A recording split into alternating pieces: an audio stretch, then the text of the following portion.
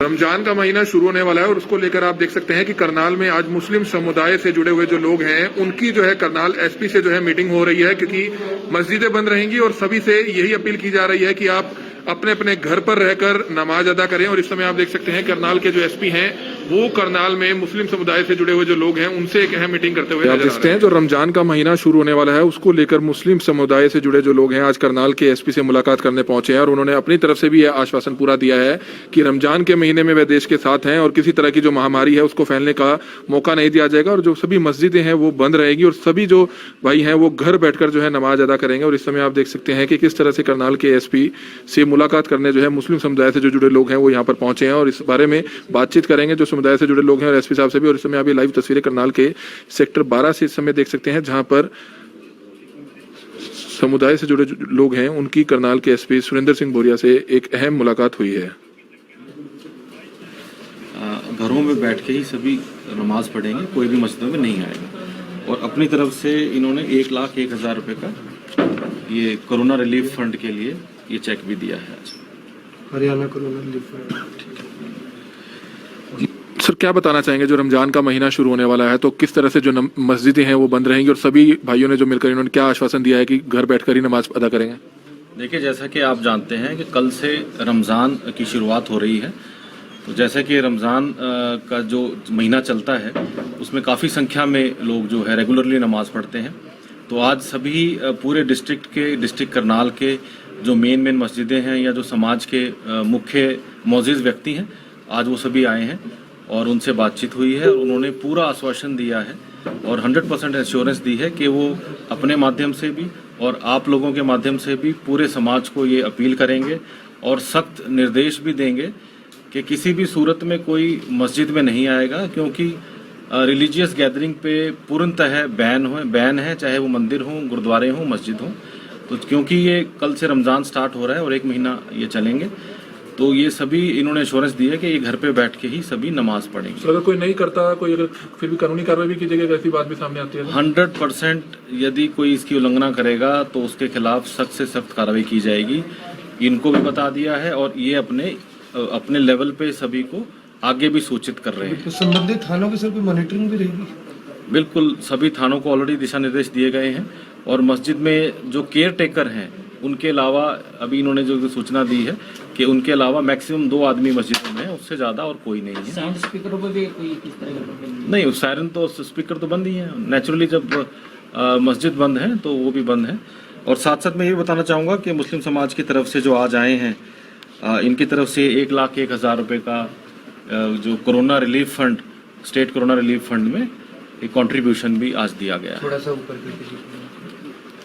तो ये आप देख सकते हैं मुस्लिम समुदाय से जुड़े हुए लोगों की आज एक अहम मीटिंग हुई है जिसमें जो कल से रमजान का महीना शुरू होने वाला है उसमें करनाल एसपी के साथ मीटिंग हुई है और ये फैसला लिया गया है कि सभी घर बैठकर ही नमाज अदा करेंगे और मस्जिदों में भीड़ नहीं होने देंगे, क्योंकि दिल्ली में भी इस तरह का जो पिछले दिनों मामला सामने आया था जिससे काफी मामले बढ़े थे।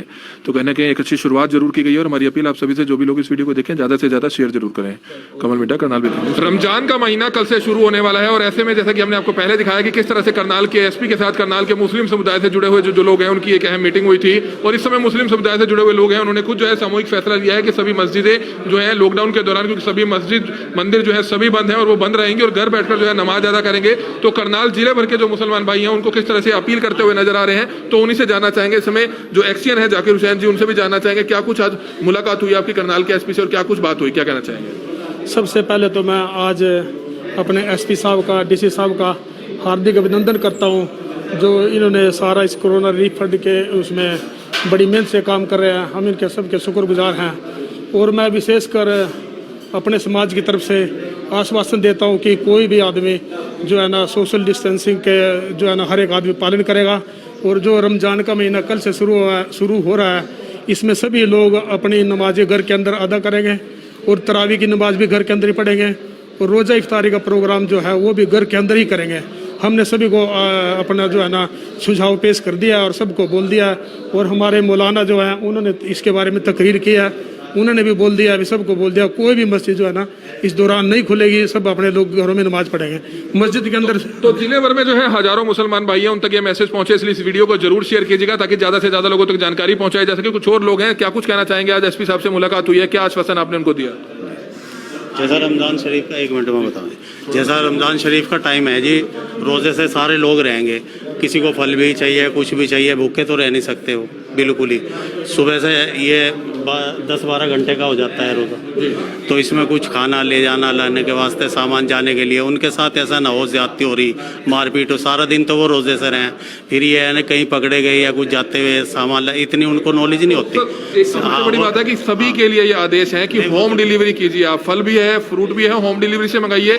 देखिए, क्योंकि सभी के लिए जो आदेश है वो सभी के लिए है, अगर बाहर घूमेंगे तो कहीं ना कहीं कार्रवाई जरूर होगी। सर मैं बताऊं क्या बात है, वो कुछ लोग ऐसे हैं ना, तो वो इतने पढ़े लिखे गरीब लोग हैं, वो इस तरह मजबूर हैं, वो आ जा सकते हैं, उसमें थोड़ा इतनी और रियायत हो, बस और कुछ नहीं जी। मैं ये नहीं कह रहा उन्हें घूमने का लाइसेंस दे दो, भाई यही अर्थ है। कुछ और लोग हैं सर, क्या कहना चाहेंगे? आज एसपी साहब से मुलाकात हुई है, क्या आश्वासन दिया गया कि रमजान महीना घर पर बैठकर ही जो है नमाज अदा करेंगे? इस पर क्या कुछ मैसेज पूरे करनाल जिले भर के मुसलमान भाइयों को देना चाहेंगे? जी जी, आज जो है हम मुस्लिम समाज की तरफ से एसपी साहब के दफ्तर के अंदर हाजिर हुए और सभी हजरात ने अपनी नेक कमाई में से 1,01,000 रुपये पेश किए हैं, ताकि इस महामारी के ज़माने के अंदर जो है इसमें ये पैसे जमा होकर के अल्लाह की मखलूक के काम आए। रमज़ानुल मुबारक से मुतालिक जो है ना लोगों को अपील की जाती है, ख़ास तौर पर मुस्लिम भाइयों को, कि वो अपनी नमाज़ें, अपनी इबादतें, अपनी तिलावत, अपने रोज़े वगैरह का एहतमाम अपने घर के अंदर ही करें, मस्जिद में हाज़िरी ना दें। वाखिर दावाना तो अल्हम्दुलिल्लाह। ये आपने देखा कि एक फैसला बहुत ही जरूरी था, क्योंकि कल से जो रमजान का महीना शुरू होने वाला है उसको लेकर जो है करनाल मुस्लिम समुदाय से जो जुड़े हुए लोग हैं, करनाल एसपी से मुलाकात करने पहुंचे थे, उन्होंने अपनी तरफ से पूरा आश्वासन दिया है कि मस्जिदें जो है बंद रहेंगी और सभी मुस्लिम भाइयों तक ये मैसेज पहुंचा दिया गया है कि घर बैठकर ही नमाज अदा करें। और किस तरह से आपने देखा कि कोरोना रिलीफ फंड में भी जो है एक चेक जो है उन्होंने अपने समुदाय की तरफ से देकर जो है करनाल के जो एसपी हैं सुरेंद्र सिंह बोरिया को दिया है। और करनाल के एसपी ने भी जो है सभी करनाल जिले भर के जितने भी मुस्लिम समुदाय से जुड़े हुए जो लोग हैं उनसे भी अपील की है कि आप अपने अपने घरों में रहिए, सेफ रहिए, सुरक्षित रहिए और घर पर बैठकर ही जो रमजान का महीना है उसमें नमाज अदा करें। कमल मिड्डा, करनाल ब्रेकिंग न्यूज, करनाल। दिए गए हैं ताकि इंफ्रास्ट्रक्चर डेवलपमेंट को और जो सप्लाई चेन है उसको कोई दिक्कत ना आए। तो ये स्वाभाविक है कि कुछ परसेंटेज जो व्हीकुलर मूवमेंट वो बढ़ी है और आगे भी बढ़ेगी।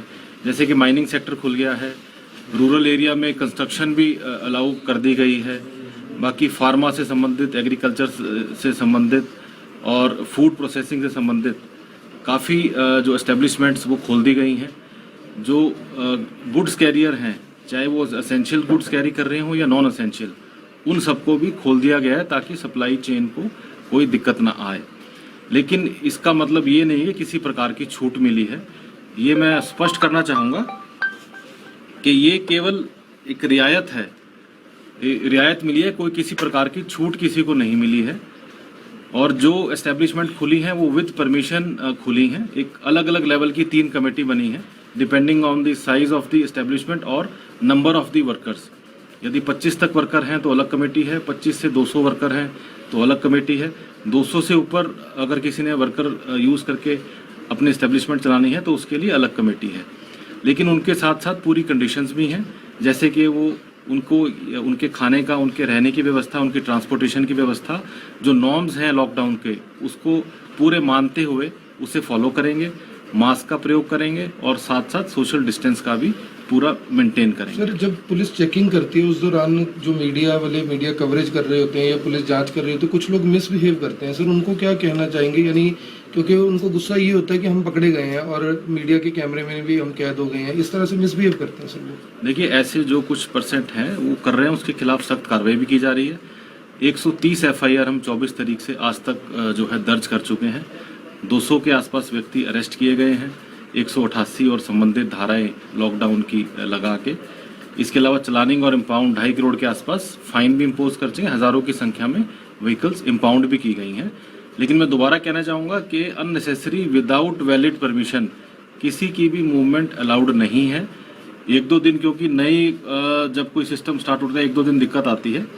कल कुछ दिक्कत आई थी काचवा पुल के आसपास, तो वहाँ उसे आधा-पौना घंटा लगा के दुरुस्त कर लिया गया था। बाकी मेरी फिर अपील है कि कृपया करके अपने घरों में रहें। यदि आप चाहते हैं कि 3 तारीख को, आने वाले 3 तारीख को लॉकडाउन खुल जाए, और जो चाहता है कि लॉकडाउन कंटिन्यू रहे वो जरूर घर से बाहर निकल सकता है। सर, कैसे हमें गाड़ी मिल पाएगी? जो लॉकडाउन के दौरान गाड़ी इम्पाउंड हुई है, जब तक लॉकडाउन नहीं खुलेगा किसी की गाड़ी रिलीज नहीं की जाएगी।